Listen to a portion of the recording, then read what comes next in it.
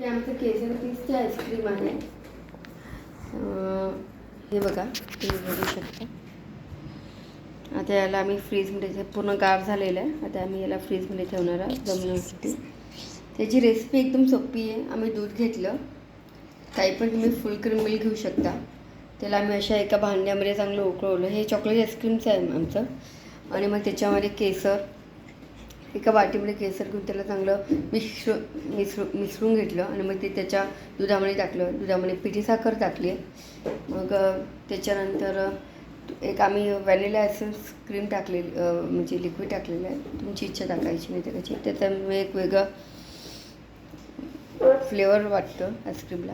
आणि मग त्यानंतर आम्ही याच्यामध्ये पूर्ण हे ड्रायफ्रूट्स टाकलेले आहेत. तुम्ही बघू शकता. त्याच्यामध्ये काजू आहे, बदाम आहे, पिस्ता आहे.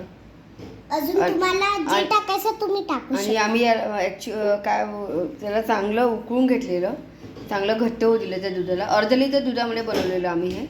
आणि अर्धा लिटरचं काही निम्मं करायचं. आणि मग त्याला चांगलं गार होऊ द्यायचं. पूर्ण दूध असं गार झालं, त्याच्यानंतर आपण फ्रीजमध्ये त्याला जमवण्यासाठी ठेवायचं. आणि चॉकलेट आईस्क्रीमचं पण आम्ही हे बनवलेलं आहे बघा. हे थोडंच बनवलेलं आहे. याला आम्ही दुधामध्ये हे कोको पावडर टाकलेलं आणि साखर पण टाकलेली. दुधाला पण आम्ही चांगलं फेटलं, कमी होऊ दिलं, म्हणजे जितक्या प्रमाणात केलं त्याचं निम्मं होऊ दिलं.